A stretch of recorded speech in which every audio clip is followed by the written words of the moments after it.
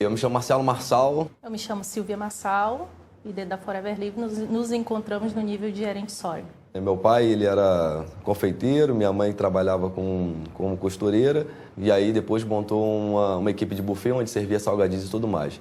Eu trabalhei durante anos como garçom. O meu pai entendeu o conceito de que eu tinha que estudar muito para poder ter um bom emprego. Fui orientado pelo meu padrinho, que era da Marinha, a ser militar da Aeronáutica. Não consegui passar em concurso nenhum e entrei na Aeronáutica como soldado. Aí fui cabo da Aeronáutica também através de concurso, sargento da Aeronáutica através de concurso. Até onde, em 98, eu fui para a Escola de Sargento da Aeronáutica, aí eu fui para São Paulo, e de São Paulo eu fui transferido para Rondônia.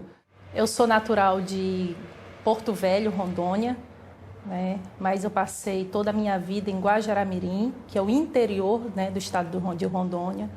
Eu fui abençoada por Deus, né, na minha infância toda, a minha vida toda, porque eu fui escolhida, né?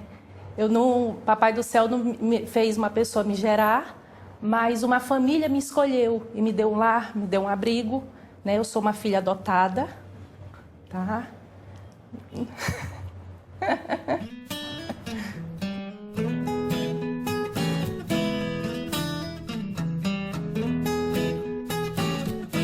Nós nos conhecemos através de uma amiga minha, né? Que ela queria me apresentar, né? Um rapaz lindo que chegou na cidade.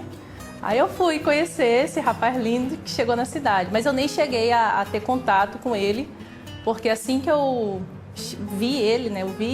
Eu não me agradei, né? Com a fisionomia dele. E de lá passaram os tempos e a gente foi fazer jiu-jitsu junto, né? E acho que esse contato do jiu-jitsu começou a aproximar mais a gente. E casamos no dia 6 de outubro de 2001. Eu fui comunicar a ela que estaria sendo transferido, né? E quando eu fosse transferido, a gente ia continuar namorando até o final do ano. E quando eu fosse transferido, eu ia deixar ela lá e ia embora para Recife. Ela falou assim, então pode ir embora. Mas a gente termina aqui. Eu falei assim, não, eu quero continuar namorando. Ela falou assim, não, ou a gente casa ou a gente termina aqui. Eu falei assim, então tá bom, então a gente casa. A gente fez um casamento um pouco diferente. A gente não podia fazer de noite, porque de manhã tinha muita gente. E o gasto ia ser maior. O gasto ia ser muito grande. Então a gente fez de manhã, aproveitava que estava todo mundo trabalhando, aí ia metade do público. Mas só que mesmo assim, deu gente pra caramba.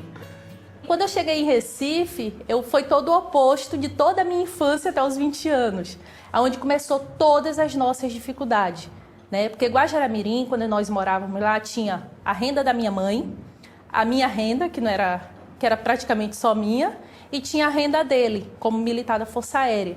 E quando nós chegamos em Recife, só teve a renda dele, né? Para o mundo novo, onde a gente não pagava aluguel, aqui a gente veio para pagar aluguel. Então a gente ia de carro para a universidade, eu fazia, né, nutrição e ele administração na Universidade Federal de Pernambuco.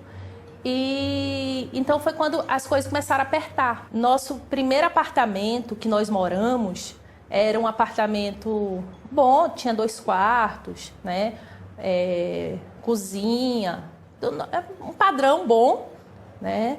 Só que aí a gente viu que esse padrão a gente não ia conseguir manter com o salário dele.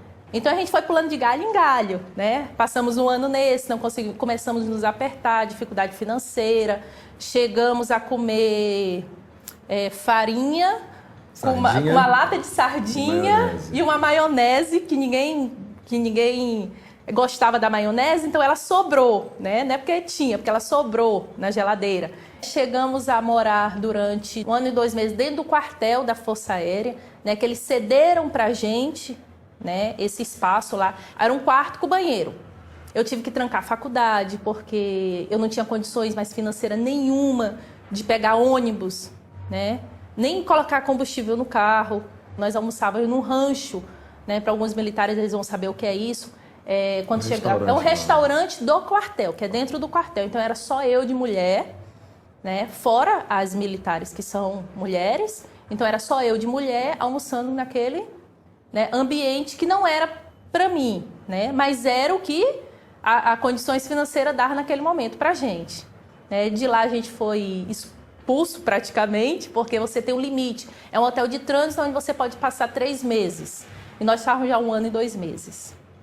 Aí nós fomos morar dentro de uma comunidade aqui em Recife, né, onde tem várias kitnets, onde a gente passou mais dificuldades ainda.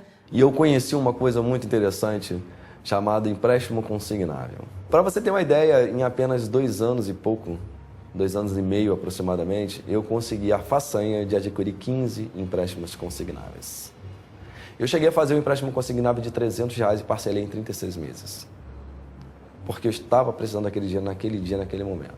O ápice foi quando a gente passou 4 ou 5 dias sem comida dentro de casa. O que eu fiz? Eu ia para o quartel, eu pegava sanduíches, refrigerantes e tudo mais, para poder pagar no outro mês. Então, naqueles 5 dias ali, nós ficamos sobrevivendo ali à base de hambúrguer, cachorro-quente e refrigerante. Começamos a colocar nosso carro para alugar, o que nos deu, onde nós começamos a abrir uma fonte de receita para a gente. As coisas começaram a equilibrar ali e tudo mais, mas carro alugado deteriora muito o veículo e tudo mais, as pessoas batiam e não queriam pagar, e começamos a ter problemas com isso. Até o dia que o nosso carro foi roubado. E aí nós ficamos sem carro para alugar, ficamos sem nada. O dinheiro que nós recebemos do seguro, nós pagamos, quitamos algumas contas, e foi o momento que nós saímos do quartel e fomos morar num kitnet. E foi morando num kitnet, ganhando R$650, sem dinheiro, sem carro, sem nada. E aí foi quando sem credibilidade, foi quando a gente conheceu a Forever. Marçal chegou um belo sábado do quartel e falou: se arruma que eu encontrei uma coisa que vai mudar a nossa vida. Eu já estava conformada com a situação que eu estava vivendo. Eu não tinha dinheiro para começar nem para comprar os produtos. Só que eu tinha feito 15 empréstimos consignáveis, não é verdade? E curiosamente, naquele mês tinha caído um empréstimo, ou seja, o empréstimo já tinha sido quitado. E aí abriu o que é chamado de margem consignável. Eu poderia fazer um outro empréstimo. Se eu já tinha feito 15 e nada tinha mudado na minha vida, eu fiz o 16º. A gente não sabia nem falar sobre a Forever direito, sobre os produtos muito menos. Mas as pessoas viam o brilho nos nossos olhos e falavam assim: poxa, eu acredito em você. Se você está acreditando nisso, eu acredito em você também. Quando foi em julho de 2006, eu descobri que eu estava grávida, né? E quando o Papai do Céu também determinou que era a hora dela vir, né? Que ela estava pronta para vir e que a gente ia poder dar um futuro digno para ela também. Porque dentro da situação que nos encontrava, podia vir qualquer criança, que eu acho que eu tinha que dar para minha tia, para ela criar do jeito que eu fui criada. E isso era uma coisa que eu temia muito. O primeiro cheque de gerente foi de 3.500 e alguma coisa, né? 3.500 e pouco no primeiro cheque. Nessa época, o meu salário na aeronáutica era em torno de 2.000, ou seja, eu já estava recebendo mais do que um sargento da aeronáutica em pouco tempo de trabalho. Em apenas 1 ano e meio, eu já estava recebendo mais de 3.500, ou seja, ganhei mais do que 1 ano e meio do que os 13 anos de quartel.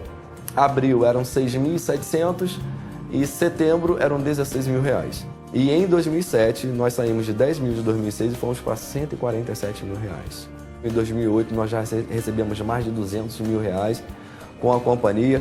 E em 2009, as coisas melhoraram mais ainda, já começamos a nos qualificar para as divisões de lucro, que foi o foco nosso dentro desse negócio. Nós recebemos mais de 420 mil reais em 2009. Hoje nós moramos aqui em Boa Viagem, né, um dos metros quadrados mais caros aqui de Pernambuco. Nós temos um Peugeot 307, nós temos uma Santa Fé 2011, preta, um sonho realizado. Hoje eu não tenho nenhum empréstimo consignável. Com Forever, né, que a gente passou 6 anos sem sair de Recife, a gente já conheceu vários estados. 2 viagens que Forever Living nos proporciona para o casal. E também a gente tem o nosso lazer em família, né, que é o quê? A gente faz uma viagem no ano com a Ana Mel. A gente sempre para curtir, a gente já levou ela para Gramado. 2010 nós levamos ela para Bariloche, né, que ela queria, porque queria conhecer a neve. Esse ano a gente ia levar ela para Disney, né? Só que aí veio o nenê e eu não tô podendo viajar. A Silvia hoje está grávida, né? De 4 meses, do nosso segundo filho, vem um menininho por aí. A gente poderia até ser bons profissionais de marketing de rede. Mas se não fosse o produto, a companhia e esse plano de bonificação, eu não sei onde que seria acontecer, não. Mas com a Forever Living... É possível. É possível.